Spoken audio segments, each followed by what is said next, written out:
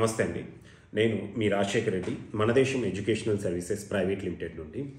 అయితే ఈ మధ్యకాలంలో మనం చూస్తుంటే కనుక ఇంజనీరింగ్ కాలేజ్తో పాటు ప్రైవేట్ యూనివర్సిటీస్, డీమ్డ్ యూనివర్సిటీస్ అనేది మనకు ఇండియాలో పెరిగిపోయాయి. ఒకప్పుడు మనకు సౌత్ ఇండియాలో చెన్నై లేదా తమిళనాడు స్టేట్లో ఎక్కువగా మనకు డీమ్డ్ యూనివర్సిటీస్ అనేది ఉండేటివి. నార్త్ ఇండియాలో కొన్ని స్టేట్స్లో, డిఫరెంట్ స్టేట్స్లో ప్రైవేట్ యూనివర్సిటీస్ అనేది ఎస్టాబ్లిష్ చేశారు. ఆ ప్రైవేట్ యూనివర్సిటీస్లో కూడా ఎక్కువగా మనము డిగ్రీ కోర్సెస్ అవ్వచ్చు, డిగ్రీ కోర్సెసే ఎక్కువ కనపడేటివి చెప్పాలంటే కనుక. చాలా రేర్గా మనకు బీటెక్ ప్రోగ్రామ్ ఆఫర్ చేసే ప్రైవేట్ యూనివర్సిటీస్ నార్త్ ఇండియాలో ఉండేటివి. లాస్ట్ ఒక 12-13 ఇయర్స్ నుండి మనం తీసుకుంటే కనుక, అంటే ఆఫ్టర్ 2013 తర్వాత నుండి ప్రైవేట్ యూనివర్సిటీలు అనేది విపరీతంగా పెరిగిపోయాయి. ప్రైవేట్ యూనివర్సిటీస్తో పాటు డీమ్డ్ యూనివర్సిటీస్ కూడా మనకు ఇండియాలో ఎక్కువ అయిపోయాయి. ఇవాళ చూసుకుంటే కనుక మనం ఎంటైర్ ఇండియాలో ఇంజనీరింగ్ కోర్సెస్ ఆఫర్ చేసే ఇంజనీరింగ్ కాలేజెస్ అవ్వచ్చు, అంటే ప్రతి స్టేట్లో ఉన్న ఒక గవర్నమెంట్ యూనివర్సిటీ అఫిలియేటెడ్ ఇంజనీరింగ్ కాలేజ్తో పాటు ప్రైవేట్ యూనివర్సిటీస్, డీమ్డ్ యూనివర్సిటీస్ తీసుకుంటే ఇంచుమించు 2000 ఇన్స్టిట్యూషన్స్ అనేది బీటెక్లో డిఫరెంట్ కోర్సెస్ అనేది ఆఫర్ చేస్తున్నాయి ఇండియా వైడ్గా. ఈ 2000 కౌంట్ అంటే చిన్న విషయం కాదండి. ఒకప్పుడు మనకు డిగ్రీ కాలేజీలు ఎలాగుండేటివో ఇప్పుడు ఇంజనీరింగ్ కాలేజీలు అనేది అంత అయ్యాయి. ఆబ్వియస్గా ప్రతి ఇంజనీరింగ్ కాలేజ్ సర్వైవ్ అవ్వటానికి పబ్లిసిటీ అనేది చేసుకోవాల్సిన పరిస్థితి అయితే క్రియేట్ అయింది. ఎందుకంటే పబ్లిసిటీ లేనప్పుడు ఆ ఇంజనీరింగ్ కాలేజెస్లో అడ్మిషన్స్ పరంగా కొంత ప్రాబ్లం అనేది ఫేస్ చేయడం జరుగుతూ ఉంటారు. అందుకనేసి ప్రతి ఇన్స్టిట్యూషన్ కూడా ఈ రోజుల్లో ముందుకొచ్చేసి డిఫరెంట్ సోర్సెస్లో కొన్ని institutions and universities door to door marketing చేస్తుంటే, కొన్ని ఇన్స్టిట్యూషన్స్ ఒక డిఫరెంట్ వేలో కొన్ని వాళ్ళ సెల్లింగ్ పాయింట్స్ అనేది చూయించుకుంటూ మార్కెటింగ్ అనేది చేసుకోవడం జరుగుతుంది. ఈ మార్కెటింగ్లో భాగంగా మనం ఈ మధ్యకాలంలో చూసుకుంటే కనుక ఒక 5-6 ఇయర్స్ నుండి NAAC అక్రెడిటేషన్, NIRF ర్యాంకింగ్స్ అవ్వచ్చు, ప్లేస్మెంట్స్ గురించి పబ్లిసిటీ అనేది ఎక్కువైపోయింది.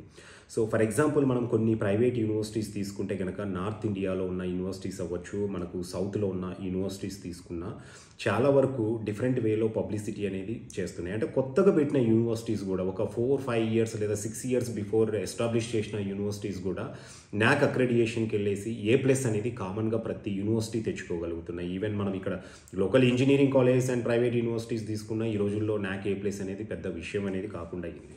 అండ్ NIRF ర్యాంకింగ్స్ తీసుకున్నా కూడా మనము IITs లాంటి ఇన్స్టిట్యూషన్సే ఎక్కడో 50 అబోవ్ ర్యాంకింగ్స్లో ఉంటాయి NIRFలో. ప్రైవేట్ యూనివర్సిటీస్ అంటే నేను పేర్లు చెప్పను కానివ్వండి, కొన్ని ప్రైవేట్ యూనివర్సిటీస్ మనకు <50 ర్యాంకింగ్స్లోనే కొన్ని నార్మల్ అంటే ఒక ఆర్డినరీ ఇన్స్టిట్యూషన్స్ అండ్ యూనివర్సిటీస్ కూడా NIRF ర్యాంకింగ్స్ పరంగా బెటర్గానే పర్ఫామ్ చేస్తున్నాయి. సో ఇక్కడ NAAC accreditation and NIRF rankings బట్టి మీరు ఇక్కడ తెలుసుకోవాల్సింది ఏంటంటే ఎంతవరకు క్వాలిటీ ఉంది, అది ఎంతవరకు వాస్తవం అనేది అది మీరు ఇక్కడ అర్థం చేసుకోవచ్చు. సో సింపుల్గా చెప్పాలంటే కనుక NAAC అక్రెడిటేషన్ తెచ్చుకోవడం ఈ రోజుల్లో పెద్ద విషయం కాదండి. అండ్ NIRF ర్యాంకింగ్స్లో కూడా మెరుగ్గా వాళ్ళు పర్ఫామ్ చేయడానికి డెఫినెట్గా వాళ్ళు చూపించే క్యాల్కులేషన్స్ అవన్నీ కూడా, ఎందుకంటే అంత పెద్ద యూనివర్సిటీ ఎస్టాబ్లిష్ చేసి ఇన్ఫ్రాస్ట్రక్చర్ బిల్డ్ చేసుకున్నప్పుడు అడ్మిషన్స్ అనేది చాలా క్రూషియల్ రోల్ అనేది ప్లే చేస్తాయి. కాబట్టి వాళ్ళు ఒక సెల్లింగ్ పాయింట్ ఆఫ్ వ్యూలో NAAC అక్రెడిటేషన్స్కు, NIRF ర్యాంకింగ్స్కి అనేది పోటీ పడడం జరుగుతుంది. వాటిల్లో వాళ్ళు చూపించే క్యాల్కులేషన్స్ అనేది ఎంతవరకు కరెక్ట్ అనేది కూడా డెఫినెట్గా మీరు అది స్టూడెంట్స్ అండ్ పేరెంట్స్ అనేది మీరు అక్కడ అనలైజ్ చేసుకోవచ్చు. ఒక ఎగ్జాంపుల్ దానికి నేను అందుకే చెప్పానండి, IITs వచ్చేసరికి ర్యాంకింగ్స్లో అనేది ఈవెన్ ప్రైవేట్ యూనివర్సిటీస్ తర్వాత ఉంటాయి.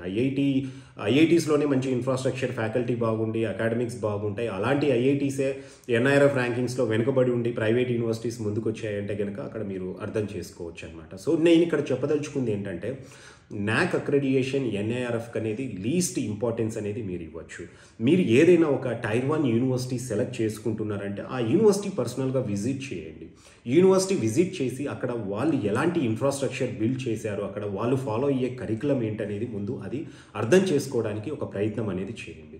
దాంతోపాటు ఆల్రెడీ ప్రతి యూనివర్సిటీలో కూడా టైర్ 1 ఇన్స్టిట్యూషన్స్ అనగానే ఆబ్వియస్గా ప్రతి చోట మన తెలుగు స్టూడెంట్స్ అనేది ఉంటారు. మన తెలుగు స్టూడెంట్స్ అనేది కలిసి మీరు వాళ్ళతో ఒక 10-15 స్టూడెంట్స్ అనేది ఇంటరాక్ట్ అవ్వడానికి ప్రయత్నం చేయండి. సో అక్కడ చదువుతున్న స్టూడెంట్స్తో ఇంటరాక్ట్ అయినప్పుడు మీకు జనరల్గానే రియల్ ఫీడ్బ్యాక్ అనేది వస్తుంది. దాన్ని బట్టి మీరు అనేది ప్రొసీడ్ అవ్వాలా లేదా ఆ యూనివర్సిటీ అనేది మీరు అక్కడ డెసిషన్ తీసుకోవడానికి ఒక అవకాశం అయితే దొరుకుతుంది. ఇంకా కొన్ని యూనివర్సిటీస్ ప్లేస్మెంట్స్ గురించి అనేది పబ్లిసిటీ చేస్తూ ఉన్నాయి.